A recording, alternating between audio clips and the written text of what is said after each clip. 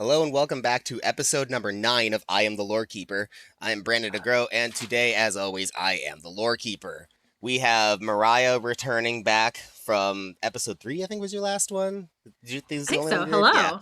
Well, welcome back. And we have a new guest. Show the people your beautiful voice. Yeah, I'm Sage, Letters' friend. So the question of the day is, what's the most successful you ever seen an absolute fucking nutcase get? Well, President Yeah, we'll take that. or Secretary of Health. But yeah, there are plenty of people that make that look absolutely fucking normal and reasonable and logical, though. Oh, I'd say that's more malicious than insane. okay. What about the Secretary of Health? I guess it depends on how you're defining it. No, yeah, okay, I'm not going to dispute you at all. Yeah, your impression's way too good. So the candidate for today that we're going to talk about is Thomas Corbett. Thomas Corbett was born in London, England in January 1832. And we know basically nothing about his time in England, only that he came to America with his parents in 1839 when he was 7 years old. They landed in New York City, and much like last episode, moved up the Hudson River to Troy, New York. Thomas not get much of an education there. He was from a pretty poor family, but he did pick up a trade becoming a good milliner, also known as a hatter. Some point in the 1850s, Thomas meets a woman named Susan Rebecca, who was 13 years older than him, and they moved in together, quickly becoming married. June 9th, 1855, Thomas officially becomes an American citizen, and not long after that, he and his cougar bride start jumping from town to town all the time, looking for hatting jobs, and eventually they land in Richmond, Virginia in 1856. By the middle of the year, they want to go back to New York City, and they take a boat, and on the way there, Susan passes. And Thomas is an absolute fucking mess, does not handle it well, becomes a serious major alcoholic. On one of his big drinking binges, he stumbles into a Salvation Army meeting, and the folks inside, quote-unquote, detained him until he sobered up. I don't know what that entails. They may have just kidnapped this man until he got sober. Yeah. Yeah, I locked him in a room or something because he figured he'd hurt himself. Yeah, that's not good, but like, yeah, what's the alternative? It's a aggressive thing to do for a good reason. Yes. And so, once Thomas sobers up, they make him promise to come back the next day, and he does. And this is the start of Thomas finding religion. He goes back into his hat-making tour, winds up in Boston in 1858, where he gets embedded in the community of the Methodist Episcopal Church. And this is where, at least for a time, he drops his career as a milliner to become a street preacher. The drinking binges that came after he lost his wife were going to be the last that he ever had, and he swore off the temptations of sin. And people around Boston saw him all the time just standing on the side of the road yelling about sin to anyone who was anywhere near him. But he still had a challenge with managing his sin. So for advice, he kept rereading chapters 18 to 19 of the Gospel of Matthew, which said, "If thy hand or thy foot offend thee, cut them off, and cast them from thee. And if thine eye offend thee, pluck it out and cast it from thee." So, this is where it's important to say that milliners, hatters, you've probably heard the phrase, mad as a hatter. And if not, you've heard the Alice in Wonderland character, the Mad Hatter, because hatters were fucking crazy. They inhaled a lot of, I think it was silver, but there was a shit ton of chemicals going around in poorly ventilated rooms. And so hatters were generally absolute fucking nut jobs. It was like mercury. Mercury, yeah. It was mercury, that's what it was. It has a silverish color, that's where I got it from. Damn, absolutely. That will... They're still doing that then? Shit. Ruin your brain, yeah. Yep. Or is this peak Mad Hatter era? This is peak Mad Hatter era. That's crazy.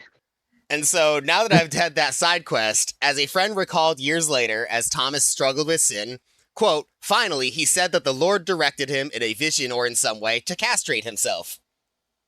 Oh, no. Heinous. Okay. Heinous. This is the point where I'm going to give some of the viewers a trigger warning and give them the chance to skip past, but y'all don't get that. No. I bring you here to suffer. Clearly. Not his little guy. Hey everybody, Lorekeeper here. Since you just heard the word self-castration, I think you can understand the fact that I'm giving you a content warning now. The next about 3 minutes, we're going to be talking about this man's genitals, and a lot of it's going to be rather graphic. So if you don't want to hear any of that, skip ahead about 3 minutes from this point. That's around how long it takes. Go to the 9-minute mark if you just want to be safe. I will see you at that point. No. This is from The Madman and the Assassin, which was my primary source of this. On July 16th, 1858, Corbett took a pair of scissors, sliced open the bottom of his scrotum, pulled the testicles downward, and then cut them free. Oh, fuck. This is the point when I'm going to ask anybody who did not heed the trigger warning to look up pinking shears, because this is what he did it with. Let me find a picture for y'all. Because this is not just like scissors or like a normal blade. Pinking shears are intended to like punch a jagged design into the edge of a cloth. And like so, for a hat. And so in the chat here, here's pinking shears and the design that they're intended to cut into things. That doesn't look sharp enough. No, this was not a clean cut in any way. Oh. There's there's an aspect of like, yes, he's doing this terrible thing, and also like he's committed it in the worst way, like self-flagellation. It's one thing if he like had like a razor sharp knife and just gone. No, he picked about the most horrifying tool he could have possibly picked. But I have questions. I don't want to have questions, but I have questions. That's not what the Bible verse says. Yeah. He was struggling with temptation on his balls, so he cut them off. He cast them from himself. Yeah, if your balls offend thee, cast them from yourself. Yeah. What did they do? I don't want to know. Don't answer that. So immediately afterwards, he, quote, went to a prayer meeting, walked about some, and ate a hearty dinner. But the wound was heavily clotted, and the blood and fluids backed up in the scrotum, which was swelled enormously and was black. Yeah. So he just tried to woe about his fucking day. Didn't like try to sew it up or he just cut himself free and was like, oh, that's great. And just went to go have dinner. I think the women would call this, as we say, free bleeding. Yeah. Yes. Same brain cell. So this is when somebody has to tell him, dude, go the fuck to the hospital. Why are you here? Who knew about this? I mean, I imagine he was bleeding everywhere. Yes. Yeah. I imagine he was walking funny. Hell, yeah. I imagine there were many signs. Probably so. Like his whole crotch area red and like with blood. So now he starts dealing with intestinal trouble and all that. So they have to give him an enema while they deal with his enormously swollen dick and scrot, which they have to put sutures into. Oh, fuck. I'm going to ask my family not to listen to this episode. Yeah. They're going to love Sorry this about it. That's fair. We do open up with genital mutilation like 5 minutes in. I hope to see that tag on Spotify. We're moving fast. So this is where I'm going to end the trigger warning and make it safe for people to listen again if they don't want to hear that gruesome shit. Great. Why would they not want to hear that? So, on August 15th, about a month after committing his deed, Thomas Corbett is released from Massachusetts General Hospital, and let me tell you, he feels great. A month in the hospital? Yeah, I hope so. He told a friend... Lighter. Go ahead, Sage. I said it probably feels lighter. Yeah. He told a friend that he felt much better now that the passions of the flesh wouldn't bother him anymore, and now he can preach without being tempted. Is that how that works? It is now. Yeah, once you remove your balls, you never get tempted ever again. At least not in that way. Okay. I don't think that it worked for him. Maybe. Other things could have as well, but it was the 1850s, 60s? 1850s. The 1850s, yes. I will also stress limited. There were other options. Yes. Also, I don't think removing your balls prevents you from getting an erection. I'm not a doctor. All I know is that he felt a lot better about himself. Okay. Okay. Okay. Good. Just, I Happy agree for that him. he should have done so many other things first, like maybe exercise a bit of self-control. Mhm. Yeah, but now Mhm. he feels so aerodynamic. There's no more drag. He's so fast now. Like he can run, and they're not gonna accidentally get twisted or hurt. The torsion is never a fear he's going to have to worry about. So, Yes. 2 weeks after leaving the hospital, Thomas Corbett gets baptized in Boston's Back Bay, and he follows a perceived tradition of apostles changing their names, and so he changes his first name to Boston to honor the city where he embraced his faith. And so now he is Boston Corbett. From here on, he starts That growing will- his hair long, and he parts it in the middle to imitate Jesus. And a lot of people said that when he was clean-shaven, he looked like a woman. He was seen as a guy who was Hmm. very benevolent to those in need, but very quick to point out sin. When he preached, he tucked his chin in and had a sort of vocal tick where he'd add to the end of sentences for some reason. Like the example that I was given was, Lord, hear our prayer. I don't know why he did this. And It's fun. he was known to scream amen and glory to God with such deepness and volume that people just called him the glory to God guy. Amen. Do you think it was compensating for something? Maybe not initially. Maybe He not lost in initially. a tragic pink I mean, shears accident. From his point of view, he may have been compensating before. Uh-huh. So he adopts his new faith and fervor in Boston, preaches there for a few years, and in 1859, Boston Corbett moves back to New York City, and he takes up his old career as a milliner again on the side of his street preaching for some extra money, working for a guy known as James H. Brown. While he's working for Brown, Corbett does his best to help out people who are down on their luck. He's regularly just picking up drunk people, bringing them back to his own room, sobering them up, trying to convert them while they sober up. And that was what almost all of his money went towards. Quote, when he worked for me, he lived a very singular life. He kept bachelor's hall in one room. He would find some poor devil and taking him in, feed him and clothe him, and when he got him in good condition, he would tell him to go so he could make room for another one, and go through the same process until he would not have decent clothes for himself, and no amount of talk would change his ways. And all the answer I could get from him was that he was doing the Lord's work. I don't think there was ever another person born just like him, but he was a good man, for all of his faults were of the head and not of the heart. Boston's brother John visited him pretty often, and having married into a wealthy family, shared his brother a lot of the money when he could. But he never gave him all that much money at the time, because he knew that if he gave Boston a shit ton of money, he would just give it all away, like, immediately. So he just kind of kept dripping him a little bit of money here and there, but whatever he asked, he would give him whatever he needed. He was just enough of a modest guy that he didn't typically ask. So Corbett stayed with Brown for a few months, but as soon as he had money to support himself preaching a bit, he would just regularly quit and then go spread the word. He did a lot of on again, off again, preaching for a bit, hatting for a while, preaching for a bit, hatting for a while. And he brought his godliness to every job site. If he felt his employer wasn't acting Christian enough, he would just quit. And if somebody near him swore, he would immediately stop whatever he was doing, fall to his knees, and pray for their forgiveness. Very quirky man.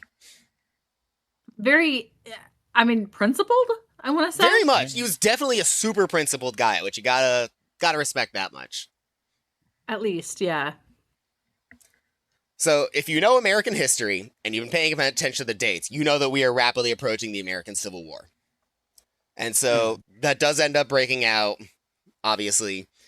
And when it does, Corbett is in New York City. What was that about? Slavery. And anybody who says otherwise is too lazy to read the actual founding documents that tell you that. But that is a topic for another time. Oh, you're not going to give us context on the entire Civil War? I'm not going to give you context on the entire fucking Civil War. Darn. Fine. Maybe a different episode, it will be more relevant. But that's the kind of topic of, hey, ask me in person. I will gladly ramble. 5-hour podcast. I insist on it at some point. You might. I do intend to have an episode dunking on Robert E. Lee at some point. Oh, hell yeah. Hell yeah. So when the war breaks out, Boston Corbett is in New York City working for James Brown, and Brown is a member of the 12th New York Regiment, so when they get called up for war, he's expected to join him, but Brown is in poor health, and he knows that if he reports to his unit, his business is gonna absolutely crash. So he asked Corbett to serve as a substitute.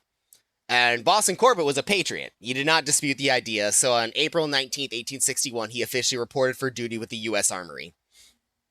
Shows up a couple days later when the unit is mustering, and one Corporal Kirk is designated to drill new recruits, and he remembers seeing Boston Corbett's round, pleasant face and abundance of long black hair parted in the middle so he resembled a woman. And right away, everybody notices this weird motherfucker around. A few days after they set out, Kirk wrote, "It was at this time we began to see the peculiarities about this comrade. Almost daily, something would occur which would mark him as different from the others." Like, Kirk instructed his guys to eat a bunch before they started marching so that they wouldn't have to stop and eat, so they were all fueled up. And Corbett says, "No, I'm not going to eat anything until we see the enemy." And since they wouldn't see the enemy for a while, I'm pretty sure he broke that vow. He must have changed his mind pretty quick. It's a long walk. It is. From the north to the south. I'm just... Multiple states. Was he in New York? Yeah, it was the New York Regiment, so they were mustering in New York. They would have had to walk to Virginia before they would have seen an enemy.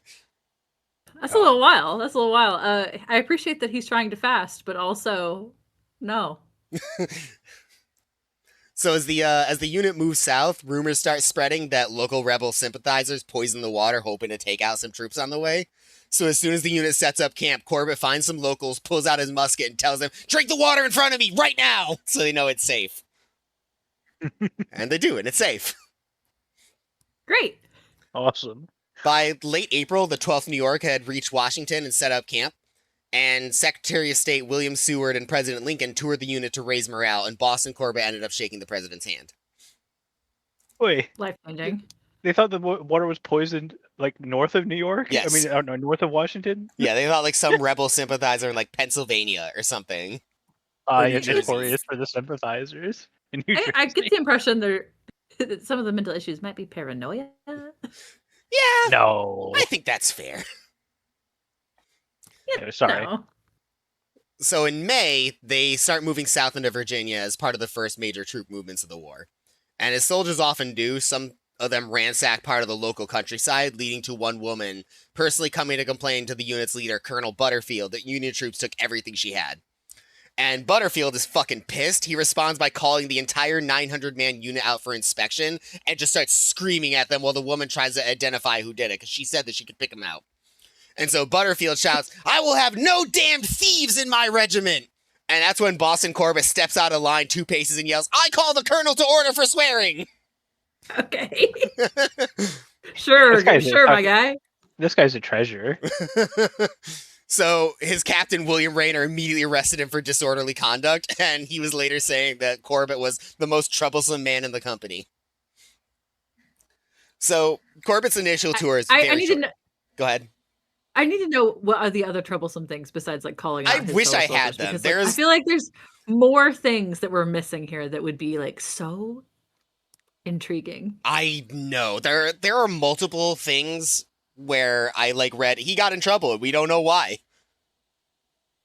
Well, considering he's in, like, a group of soldiers, they probably don't have the cleanest language. So yeah, he was probably complaining about the swearing all the time. Yeah, he's probably losing his shit at them. There were probably people around the camp going, "Oh my god, Boston, we don't care." Also, aren't, like, camp followers a thing at this time too? Yeah. Yeah, so, like, the guys are, like, going to prostitutes and stuff, and he's probably being pissed. Oh. I don't think Boston Corbett is going to prostitutes. No. I mean, he sees the men doing it. Oh, yeah, and yeah. he's, like, preaching to them, like, "No, that's sin." He is really rigid in the way he wants other people to also be believers. Very Or much maybe so. he started wearing his hair in a man bun, and they really didn't like that. No, he was Is he the very reason that they came up with, specifically like, was always parting his hair in the middle, very long hair. Like a beautiful woman. is he the Yes. reason? Yeah, like a beautiful woman. Like, is this the reason that, like, we have like requirements and restrictions on hairstyles for men in the army now? He's the reason. Maybe. I wouldn't be surprised if prototype. on some level he was, because this man made trouble. Yeah.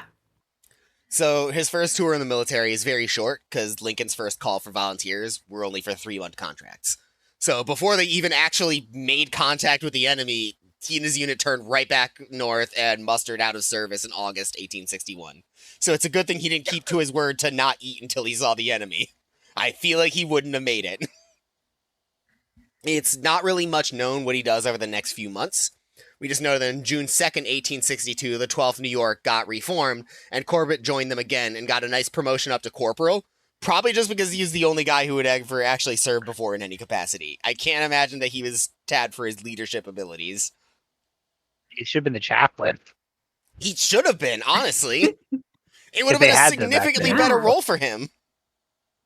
If Mhm. military chaplains were a thing back then, or they just had priests. No, they had The military priest. chaplains.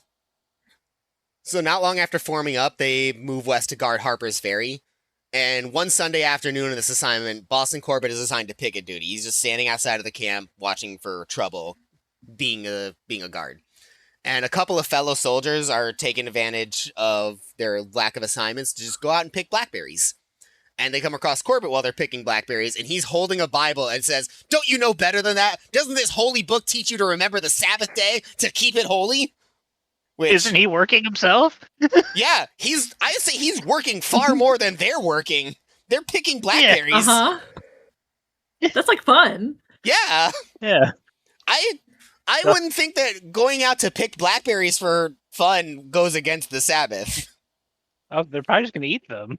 Yeah, what if I want the blackberries? I don't know, man. What if it's their only day off? Yeah. So obviously Yeah, they I'm- just try to completely ignore him. So he picks up his musket, aims it at the comrade's chest, and says, "If you go another step further, you're a dead man." What the fuck? Okay. So they're Yeah. like, "Okay, I guess we're not picking fucking blackberries then, fine." I don't think he's mentally sound. What makes you say that? The first 5 minutes? Probably the Any first of the like other 20 things? minutes. We're 20 minutes in right now. I know. That's just the entirety of the podcast so far. So, There's questionable behavior. the whole time. rather questionable, yes. So Boston Corbett, as we know, is a man of God. He seems to be just trying to live his life with honesty and humility, but rumors start going around after this that he's looking for any excuse to kill someone. Rebel forces ended up attacking and capturing Harper's Ferry on September 15th, and they paroled the captured U.S. soldiers, not having any way to actually keep guard over so many of them. So Corbett goes back to New York, and his unit is mustered out of service again, and he's back to being a civilian. So we lose track of him again for a while. Probably just worked with James Brown, probably did a lot of street preaching. A couple of people spoke of some of his church appearances as some of the little bit of record we have of him, and they found what they heard to be very alarming and rather unchristian, as Boston Corbett was basically screaming from the heavens about how violence is acceptable to end the institution of slavery, which is based. Damn. You Fuck would up love the John slave It owners. Brown. really is. But a lot of people were pearl clutching, going, oh my goodness, he's preaching violence. But no, he spoke of violence as a necessary evil to preserve the Union and end slavery. Some people in his church wanted him kicked that's out. kind of that is the spirit of the war, isn't it? Yeah. So in Okay. spring 1863, The guess most what normal military thing you've unit ever is said. being reconstituted? The 12th New York. Okay. And Third he's time's the back on the charm. front again. He ended up actually taking part in the Battle of Gettysburg a little bit. Oh shit. I don't think his unit got into very much fighting, but they did have a little bit of action. And then after Gettysburg, they're sent to New York to keep guard during the New York City draft riots, as people were pissed about the draft. Oh no. And then, like, as soon as they get there, the draft riots calm down and they're mustered out of service again. Oh. He really got kind of Oh, lucky the whole time, huh? I was hoping we were getting a Kinda, yeah. crossover with a previous episode. So this time, Corbett doesn't wait for his old unit to reform to rejoin combat. He joins the 16th New York Cavalry. He's keeps his rank as a corporal, though, again, for some unknown misdeed, he got court-martialed and demoted back to private in February 1864. I really wish we had records of this shit. He probably fucking call it his commander for cursing or something, or Probably. drinking, or Just pissed off enough people, honestly, by being a scold. I'm scared they're putting him on a horse. on June 23rd, 1864, there's a small skirmish in Northern Virginia. 10 rebels fight 4 U.S. cavalrymen, and they capture 2 of them. And when the nearby base commander hears, he puts together a group of 40 guys to rescue the two captured. And Boston Corbett's one of the 40. Oh, hell yeah. So they take chase, and the rebel cavalry actually sets it up an ambush for them. And Corbett's group gets absolutely rocked. They capture most of them, the rest of them all run away, and Boston Corbett stayed to give them hell. He set up in a ditch next to a persimmon tree and single-handedly tried to take on whoever he could find. So, most of the Civil War armament, exactly what you're picturing. It's a musket or a rifle that is indistinguishable from a musket or a musket that has been rifled. Boston Corbett has a state-of-the-art piece of technology known as the Spencer rifle, which is one of the first magazine-fed arms of the time, and he can fire 7 rounds without needing to reload, as opposed to the people he's fighting against, who are like 20 to 30 seconds per shot.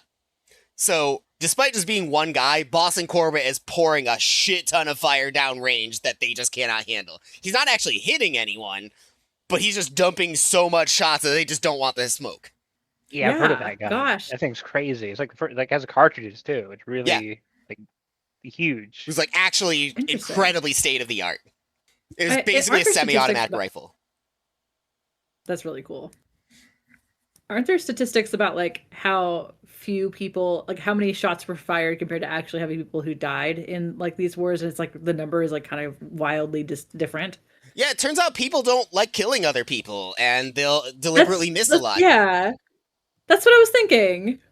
Crazy how that works out. That's what I was thinking. Really weird. I wonder how many he hit. It's like there's a story in a movie, the Gettysburg movie, that I'm pretty sure also has some roots in real life, where like some people will just load their gun, spend half a minute doing it, and then they'll just load another shot at it. So you just see them loading and loading and loading, and they'll never actually shoot. Because again, turns out people don't like killing other people. Yeah. So Boston Corbett is single-handedly holding off a couple dozen rebel cavalrymen. And so one of their soldiers, Bush Underwood, reports to his commanding officer, William Chapman, with a bunch of prisoners. And he says, there's one guy out there in the trees who's just giving us a hell of a time. And so he gets told, go back and get him. And so Underwood comes back again a little bit later with another set of prisoners. He says, I still can't take care of that guy who's shooting an unbelievable amount of ammo at us. So they end up needing to charge Boston Corbett with 8 men on horseback in a dead sprint in order to overwhelm him. Oh, and Underwood actually... instead of just waiting... They could have just waited, yeah. He'd run out eventually. Eventually. Or just been like, it's one guy, fuck it, let's leave. That probably would have been the smartest move. But so Underwood probably wanted his gun. Underwood actually has to do like an action style jump off of his running horse in order to get the drop on Corbett and not die. And he knocks his rifle out of his hands with a flying tackle, and he almost kills Boston Corbett before his commanding officer yells, don't shoot that man, he has a right to defend himself. So they take him prisoner. Boston Corbett is sent to Richmond as a prisoner for a couple of days before he gets shipped south to Americus, Georgia, where he gets imprisoned at the Andersonville prison. I've heard that's a good one. Yeah, Andersonville was a fucking horrific place to be. Like, I hesitate to compare things to concentration camps. Some of those concentration camps were probably better than Andersonville. Because calling it a prison is an extremely generous term. Andersonville was basically 4 fences with guard towers. There were not permanent structures. There were thousands of Union soldiers just sleeping on the ground with no shelter. Oh my gosh. Yeah. In Georgia? In Georgia. Yeah. When was this? Like winter, summer? In Georgia, both are bad. War. June. When was Boston there? Probably the time he gets there, July 1864. The hot and humid months. Disgusting. Yeah. Disgusting. Are they still doing prisoner exchanges with the Union at this time, or it stopped? They stopped. Okay, so this is even worse time to be there. Yeah, it's gonna get incredibly overcrowded.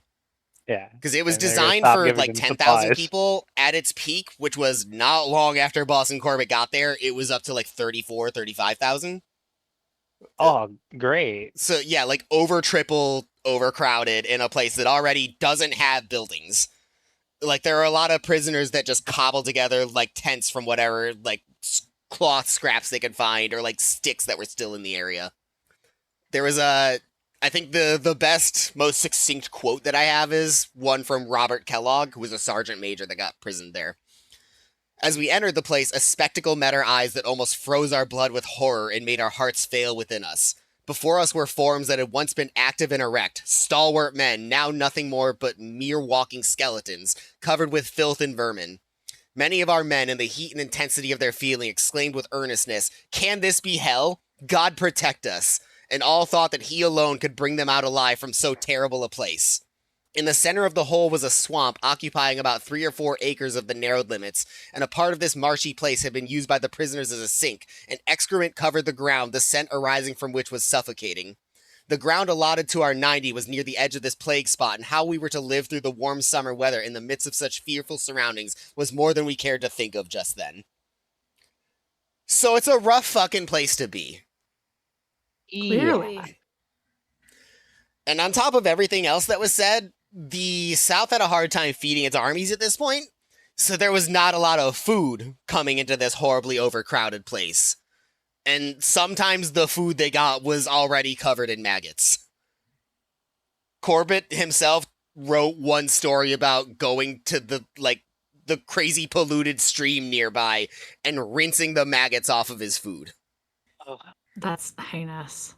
Andersonville was crammed so tightly at its peak, again, like a couple months after Corbett gets there, that every prisoner had about 34 square feet to themselves. Which, if you're having trouble picturing that, just imagine like any small floor tiles, pretty close to a foot by a foot, and picture 34 of those being all the space you have to yourself. In a mob of 35,000 people. Not great. Not great. No. There was also, it was probably actually less than that, because they're counting all of the square footage within the fence, but there was a few feet inward from the fence that was called the deadline, and if you crossed that at all, like if your finger crossed that, you were to be shot. And Boston Corbett took it upon himself to find new prisoners and show them the deadline so they didn't die. Quote, "I used to make it a particular portion of my business when new prisoners came to show them the deadline, because when I went there first myself, I would have been shot if one of our own men had not dragged me back. The horrors of that prison were so great that one man went over the line and refused to leave it until he was shot dead. So great was the horror and misery of that place that I myself had thoughts of going over that deadline to be shot in preference to living there, but it immediately occurred to me that it was a Christian's duty to bear whatever was thrust upon me." Which, whatever the fuck gets you through that, man. Seriously, like, that's awful. So, because of the food situation, Corbett comes down with a case of scurvy while he's there, on top of random other shit that we can't suss out. His lower body swelled, quote, "contracting the cords of my legs so that it was crooked so I could not straighten. I had to limp in walking." One soldier that he befriended said that he was sick and at times was unable to get around, had chronic diarrhea, scurvy, and his whole system became as if it were diseased. He was haggard and emaciated. Despite all this, he keeps up appearances, and Boston Corbett becomes a leader of prayers in Andersonville camp, and hundreds of people were gathering around to listen to the preaching of Thomas Shepard and Boston Corbett. Because again, whatever the fuck gets you through that shit. John McElroy, who was ended up becoming famous for his writings on Andersonville, noted that they were pulling crowds sometimes of over 1,000. One friend noted that Corbett always seemed to keep his composure and was constantly moving around like an angel of mercy, forgetful of his own sorrows, and trying to assuage the griefs and woes of his fellow mortals, especially the sick and the dying.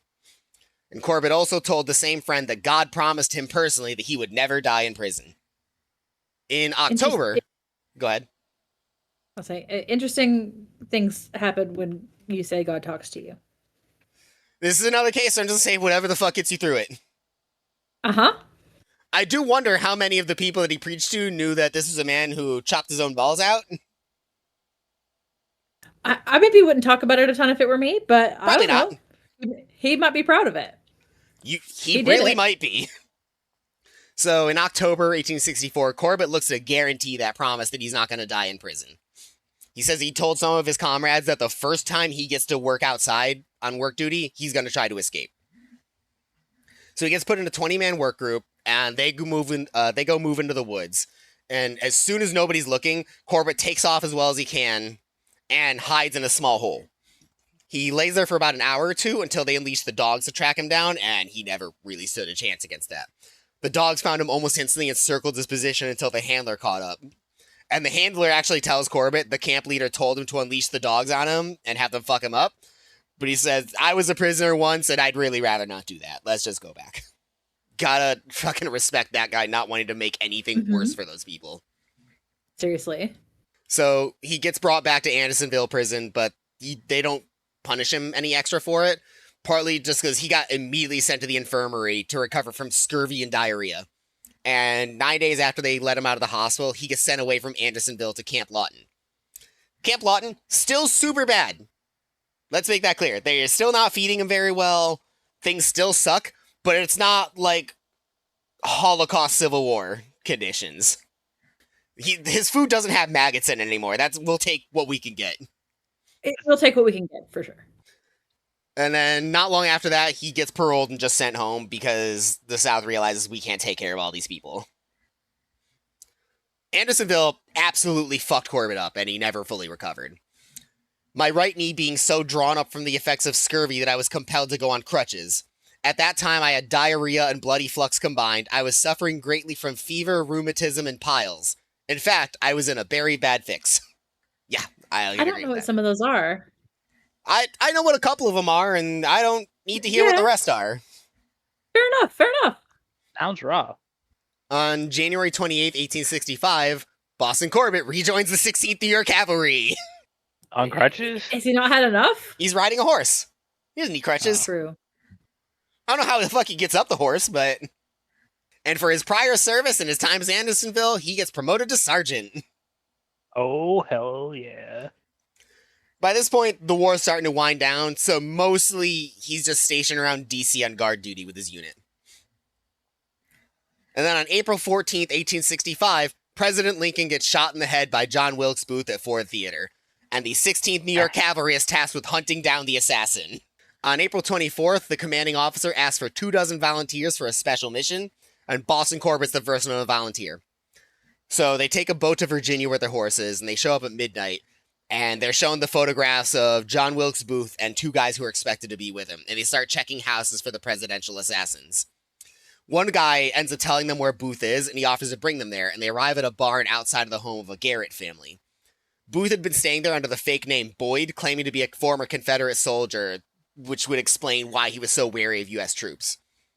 He'd been staying with them for a day or two, and they started to feel suspicious and thinking, maybe that's not this guy's real name. That's pretty sus. And so they refused to let Booth and his companions sleep inside, and they lock them outside in the barn. And they lock it from the outside because they're worried about them stealing the horses and livestock. So Booth and accomplice David Harold are locked inside a barn at the Garrett farm, surrounded by 26 U.S. cavalrymen. David Harold agreed to give himself up, but Booth refused, quote, with much defiant language. Okay. Boston Corbett's worried that as soon as the sun goes up, Booth is going to start shooting the second he can see people. So he goes to his commanding officer and goes, I will storm that barn by myself, and if I don't come out alive, that'll give an opening for the rest of you to take him.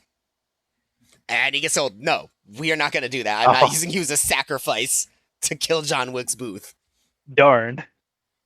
So Corbett goes back to his position. He's posted up on the outside of the barn where there's like some cracks in the wood and you can kind of see inside. And another soldier comes nearby to where he starts slipping burning clumps of hay into the barn to smoke him out. From Boston Corbett, quote, while he was advancing toward the fire, he came very near to where I was standing, and I took aim on him with my revolver, keeping my eye on his movements. I could have shot him very easily when he was so near, but kept my fire reserved until I thought it was not safe to trust him anymore. I saw him in the act of stooping or springing and concluded he was going to use his weapons. So Boston Corbett aimed his pistol and shot John Wilkes Booth in the head. 5 minutes into this episode, and he was cutting his balls out. You didn't think this was going to be the guy who killed John Wilkes Booth. I really didn't. I mean, he does believe in violence to end slavery, so... He does. You know. And Lincoln I was really hoping once. he was going to storm the barn, and they were going to have an epic duel. Barns burning around them, they're having a sword fight. That would have been incredible imagery. I just want to point out again that this man has mercury poisoning. I don't know how long that lasts and how permanent the effects are. I think that shit fucks you up for life. I think so. And so, hooray that he managed to aim correctly. Yeah. He did later note the poetic justice that he shot Booth in almost the exact same place where Booth shot Lincoln. Which, yeah, poetic justice. It was kind of neat. Poetic justice for sure, yeah. So the soldiers rush into the barn and they pull out Booth, who's not dead yet, just unconscious. He would die later as the sun rose. As the men rested, having been up all night and having not eaten in a day, the commanding officer tells Corbett, hey, go get some breakfast for the men. So he does so. He stops on the way to pray and asks the Lord if he did the right thing. And then he decides, yes, I did. I can agree with that. Yeah. So now, Boston Corbett is a celebrity.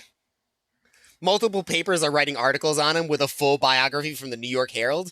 The New York Tribune called him as modest as he is devoted and claimed that the government offered him one of Booth's pistols as a memento, but he refused, saying he wanted no reminder of the sad duty he's performed and desired to have it banished from his mind as soon as possible. People were asking him to sell the gun that he used to kill John Wilkes Booth, even though it was property of the Army and he didn't actually own it. And they asked him whether he believed he deserved some of the reward money for Booth and Herald, to which he said no, because it was his duty, but he would like to keep his horse. I mean, that's a fair thing, I think. That's a fair thing, yeah. Despite He's saying given up a lot of his life for the Army at this point. Working on hats has fucked him up more than anything else, though. Maybe he'll spend the rest of his life teaching his horse how to make hats. Making hats for his horse. So, despite saying he didn't deserve the reward, Boston Corbett did still want the reward.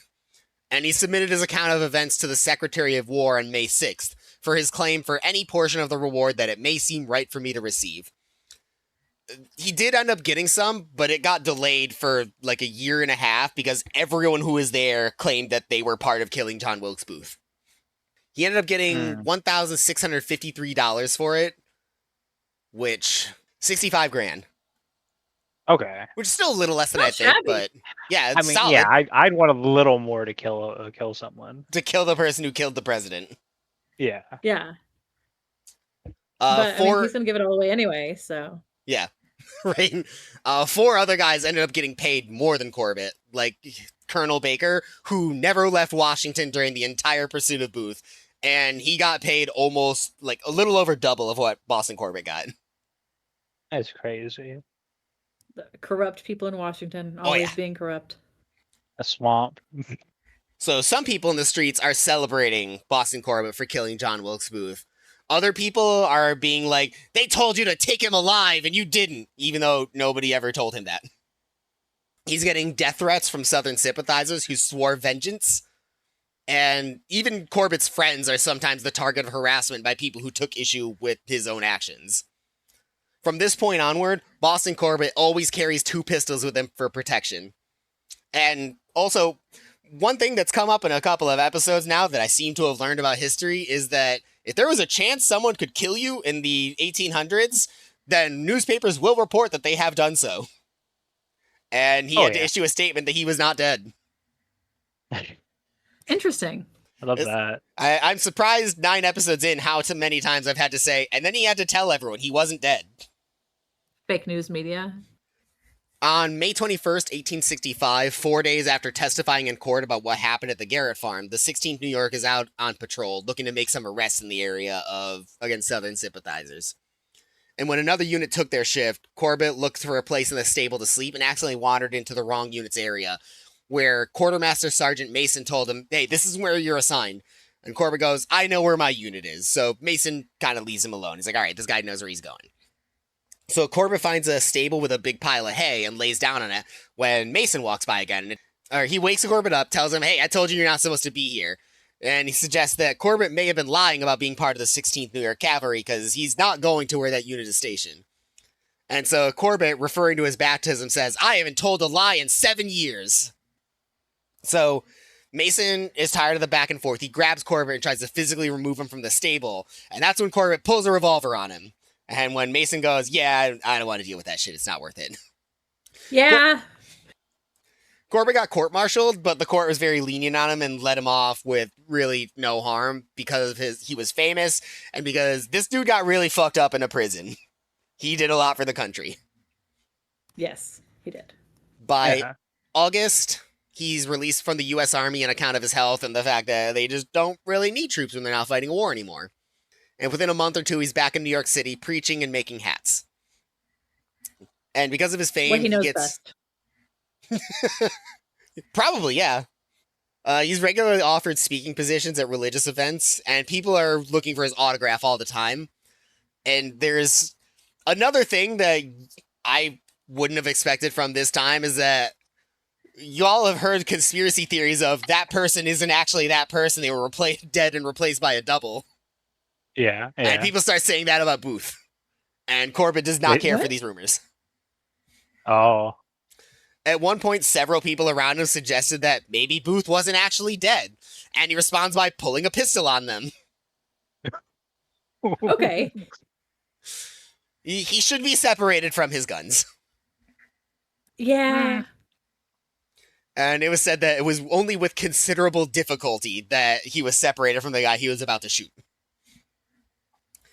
And so, with all the conspiracy theories out there, all of the threats, the man who graphically castrated himself grew even more unstable underneath this new level of paranoia.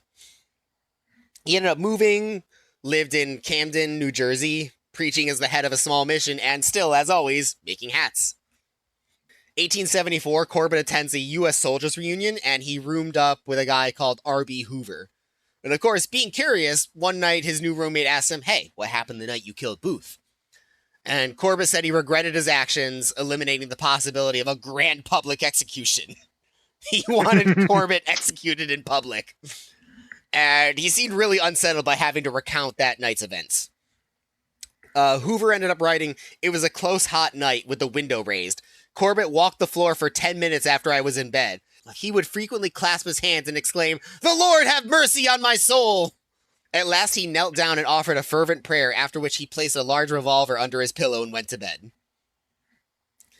They both fall asleep. Questions. Yes. No, go ahead, continue, and then I have questions. So they both fall asleep, and then Hoover has a dream that he doesn't describe, but ends up waking up both him and Corbett. And so he sees Corbett sit up, pull the revolver from his pillow, and aim it at him. And that's when Hoover tells Corbett, "Hey man, you're dreaming, go back to bed." And he's like, "Oh, okay." And he just goes back to sleep. Okay, sure. My question is rhetorical. For someone who is so eaten up with like guilt or whatever he's experiencing about killing perhaps one of the people who deserve to be killed, John Wilkes Booth, he's trying to kill a lot more people than that. He's trying to threaten a lot more people than that. He's really ready to like pull a gun and at the drop of a hat, one might say. He's at the drop of a hat. Well, he's had a lot of death threats and stuff, and he's already, paranoid before all this. I would say some level of paranoia here is warranted, but he's pulling his gun very fast. Yeah, but he also lived through Hell World. Yeah. I'm not going to say that Andersonville didn't give him kind of crazy PTSD. A little unhinged, and he's already killed someone before, so he's Yeah.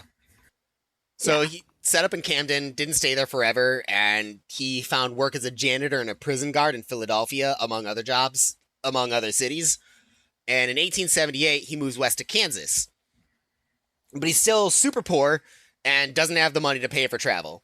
So starting September 14th and lasting about a week, he walked from Camden, New Jersey to Harrisburg, Pennsylvania on an attempt to walk to Kansas. Made about 100 miles. Far from Kansas. I mean, he tried to walk to Virginia before and didn't. So how much further can Kansas realistically be? That was at least he had orders to do so. This was just, I think I'm going to walk to Kansas. And a supply train to do so. Yeah, he does not have his personal supply train.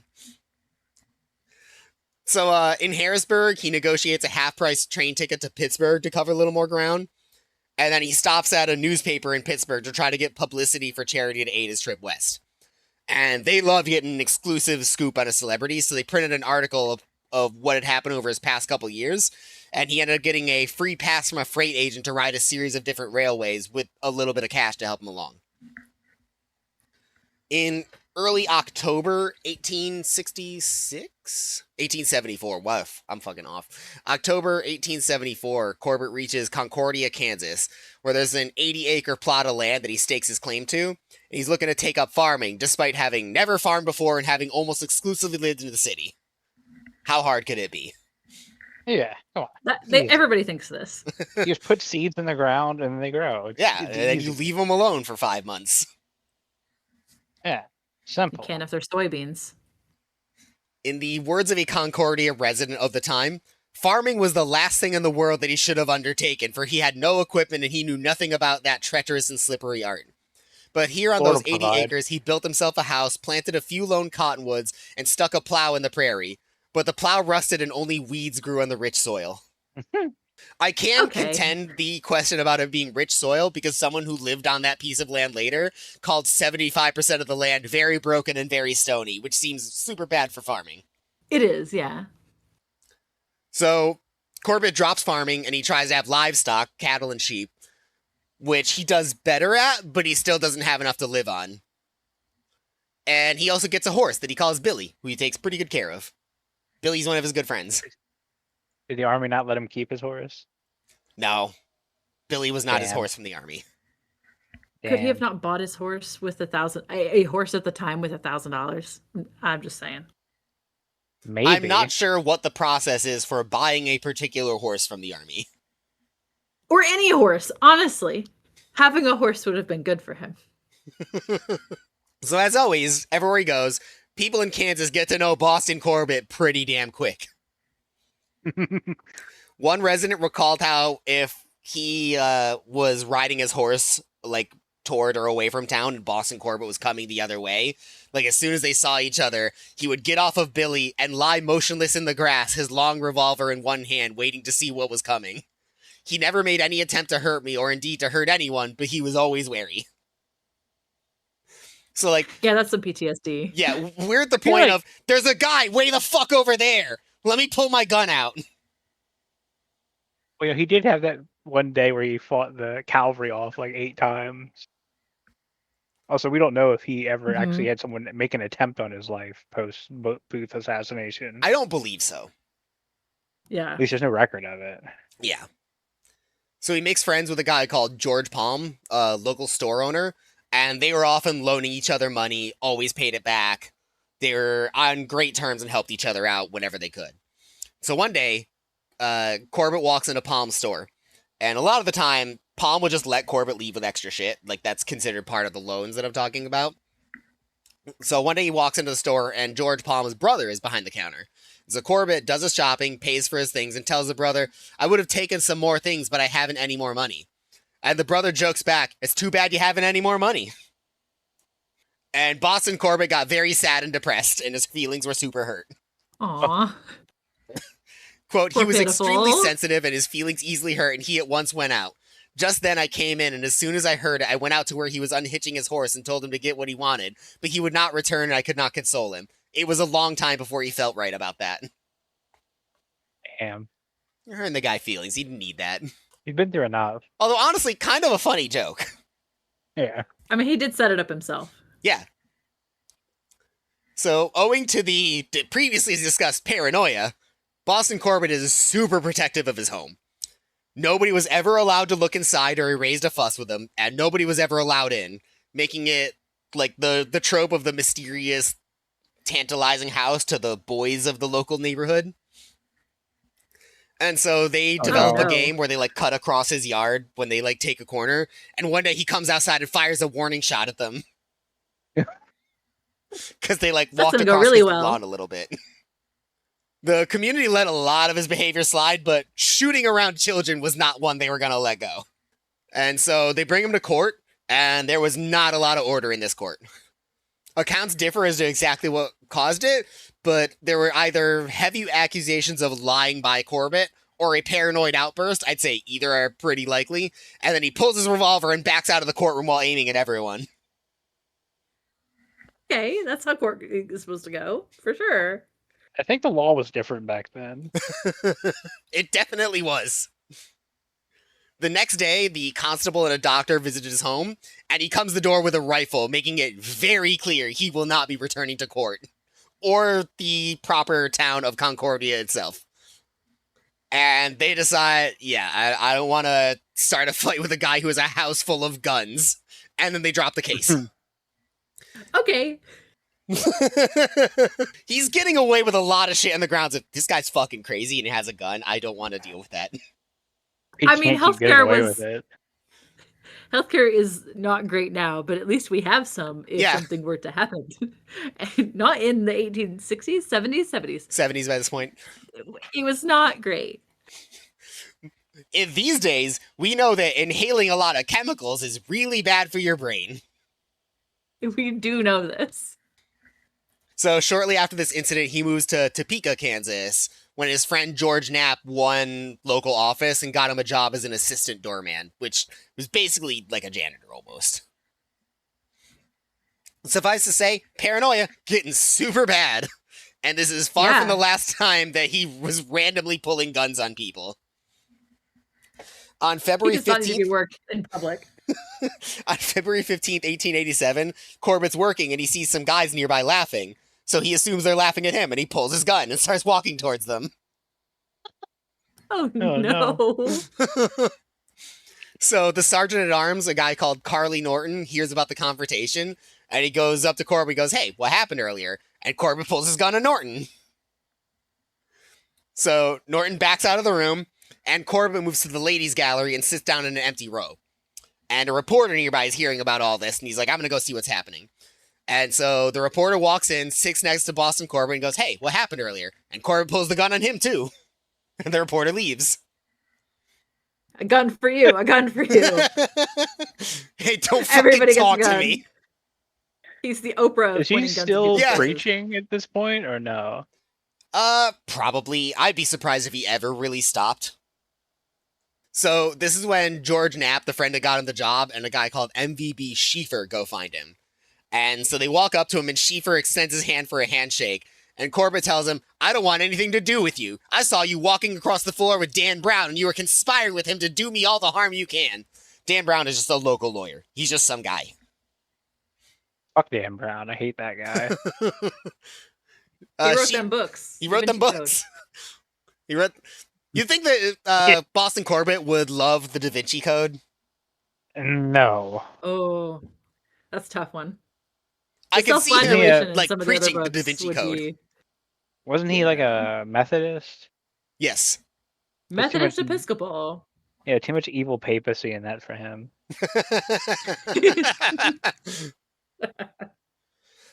So Schieffer tells him, "There's no conspiracy. I was literally just walking with the guy." And so Corbett pulls his gun out and tells him to get out of here. We're a little egocentric, aren't we, Boston? He's the fastest gun in Topeka. So that's when Schieffer and Knapp are like, "Yeah, let's not poke this bear at all." And so police end up spending a few hours waiting for a moment where he has his guard down in his gun holster, and they manage to mob him and disarm him. The next day, a sanity trial begins for Boston Corbett. Probably a good call. Witnesses are called to testify. Those? Yeah, apparently. They had those, at least. Yeah, apparently you're bad enough, they will. So witnesses are called to testify about his threatening actions the day earlier, and he cross-examines some of them, asking about times that people laughed at him or made fun of his hair around town. If people keep making fun of your hair, baby, just cut it. Yeah. No, just pull your fucking gun until they shut up. I mean, that has worked for him. Yeah. Oh, you think my hair is funny, you son of a bitch? He has made people shut up. Yeah. True. So he takes the stand himself, and he issues a long, sweeping monologue about people everywhere being out to get him, and that the men that laughed at him the day before deserved violence. So predictably, Boston Corbett is declared insane and a danger to others, and he's committed to the Kansas State Insane Asylum. You know, when I said paranoia earlier, I really didn't think that was where this was going to go, honestly. No, correct me if I'm wrong, but insane asylums at this point really good. Really good. Fantastic. Peak of medicine. They really have a good track record of helping you recover and then putting you back into the world, right? Yeah, it's they're not doing any like hey, crazy. This Mexican guy doesn't speak any English. He must be crazy, so let's shoot electricity into his brain until he learns to speak English. Crazy how that doesn't work. Electricity in 1870, right? No, you're right. I'm just thinking of I'm thinking of my mental image of horrifying insane asylum shit, and somehow I thought of a much better version. Yeah, this might be more of a they throw them in this place because they don't ever want to see them again. Yeah. I mean, this is when Sigmund Freud just starts doing therapy around this time for the first time, like maybe just before, like for context. I want to know about Corbett's id. We have to know. His ego is obviously huge.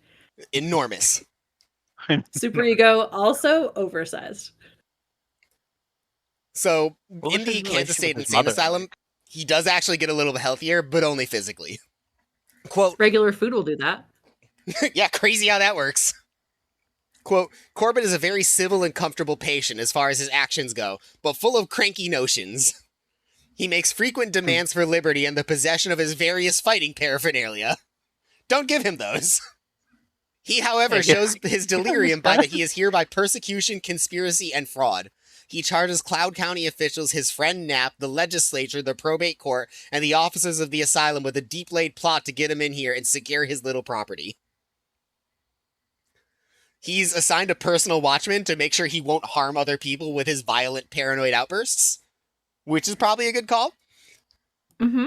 And one day, the watchman leaves him alone in the dining hall, and he showed how silly it was to have a watchman in the first place when he tried to stab the dining hall attendant with a knife. Why are they allowed knives? Because it's an insane asylum in the 1800s. They didn't think about these things. They should have thought about these things, and this is when they start thinking about these things. Watchman gets caught sleeping one time, and Corbett goes to try to stab someone. Another impressive. Another excerpt from asylum records about him state, believing as he does and falling back on the vain pride which besets him, he makes numerous threats and seems to continuously long for blood. Same. You have to give him a knife. How else is he going to cut his food? Come on, think. How else is he going to cut his balls? Maybe not. With his weird scissor pattern. You know they have a weird pattern to his scar probably down there too. Fucking zigzag. It is fucking horrific to think about. That's all I'm gonna say. Truly, yes. There's a reason why this is the first episode that gets a content warning if you want to skip ahead. Yeah. Make sure you bring me back for the next one with a content warning. So, in Andersonville, Corbett had a fellow preacher friend named Richard Thatcher, who I believe I brought up earlier, I don't remember. And Thatcher also moved to Kansas and became a school teacher. He just wasn't in the same town. And when he hears that Boston Corbett, he's gone insane, he can't believe what he's hearing. So, really? The summer of 18... I know, right? The signs have been there, babe. Must have been a very good friend. So when Thatcher the second his obligations as a school teacher are done for 1887, in that summer, he immediately travels 120 miles north of Topeka, and he visits Corbett for a little under an hour, and he cannot believe the fucking things that Corbett is saying. Quote, he told me just what I already believed, that a deep plot had been laid in his opinion by one or two men of Cloud County. So maybe this guy's also just crazy? Birds of a feather. Where did he meet him at? Where was he friends with him from? I don't know where he's originally from. I know that they met in Andersonville. Oh, okay. They met in the worst place on earth. Yes. Mm-hmm. Everybody was a little crazy then. Yeah. So Thatcher gets an audience with a local judge. And as a well-regarded educator in Kansas, he's got a good reputation. He's got a mind for rhetoric, and he's a good talker. And after speaking with him, Judge Quinton is convinced that Boston Corbett is a sane man and issues an order for his release. Does he now? And then he spoke with asylum officials and immediately rescinded the release order. Yeah, I bet he did. They probably got the order and were like, Judge, no, please. Guy jumps on his horse and riding to the courthouse. Judge, please, Jesus. On May 26th, 1888, he's part of a daily march of asylum patients around the grounds for outside time and fresh air. And while they're out there doing that, a local boy named Clarence Dennis shows up on horseback, ties the animal to a fence, and went to visit the son of the hospital chief, who lived on site and was probably a friend of his. Corbett sees the horse tied up, slows his pace down a little bit to let the group get some distance from him, and he makes a run for it. He grabs the horse, takes off, and immediately books it south. 5 days later, Boston Corbett shows up at the home of Richard Thatcher. He spends the night, and the next day with Thatcher, he has dinner and breakfast. And in a rare instance of his paranoia being accurate, Corbett talks of how people are almost definitely on his trail to take him back. He tells Thatcher that his plan is to flee to Mexico, beyond the reach of the Kansas courts. And after dinner, Thatcher's brother-in-law takes Corbett to the train station and gives him $15. Boston Corbett tells him, hey, tell the asylum that Clarence Dennis's horse is Neodesha. And then he boards the train, never to be seen again. Oh, shit. You think he made it to Mexico? Maybe? But that's where the story of Boston Corbett ends, is never to be seen again. What's going on in Mexico in 1871, or whatever this is? I'd be surprised if it wasn't all that far from another one of their civil wars. Oh my god, he became Pancho Villa. I know that I didn't look too much into it because there's not much of a story there, but over the next 20 or 30 years, there were the occasional person that would pop up being like, yes, I am Boston Corbett. I would like my pension, please. How did someone prove who they are back then? He would show up to a place, hey, I'm Thomas Corbett. They give him his fucking train ticket, and they're like, oh yeah, of course we'll let you go, or we'll sponsor your train ticket. I imagine at least I think that at least a part of it was you would show up with someone else who would be able to attest that. But I don't know how you know that that person's reliable either. Then again, being a con man was pretty popular this time. Pretty successful. Yeah, it was so easy to be a con man in this era. Yeah. But that's the story of the man who killed John Wilkes Booth. Some say he's still on the lam to this day. That's actually where the Bigfoot sightings come from. It's him. He just kept letting his hair Thomas grow. Corbett with his long hair. You hear stories all the time about people who go in the woods looking for Sasquatch, and then he pulls a flintlock on them. I mean, probably pulling a Colt Navy or something. That would be accurate. Lorekeeper here again. Thank you for listening to episode number 9 about Boston Corbett. If you powered through the content warning, I'm sorry for subjecting you to that. If you did not power through the content warning and you skipped, no harm done. I had to listen to / read that thing about 5 or 6 times, and it was equally unpleasant every time.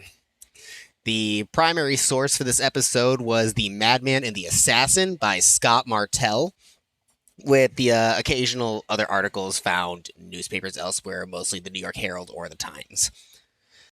And if you haven't heard it in any of the other outros yet, the description for this episode will include a link to the show Discord, where you will get the first notification that I ever make that an episode has been uploaded, and where I have a suggestion box for any other ideas for episodes that you may want to give me. Episode 8 is a great example of a user-submitted one, even if it wasn't posted in the Discord.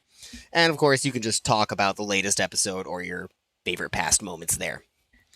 I don't have a whole lot else to say in the outro, so I hope to catch you next time for episode 10. See you around.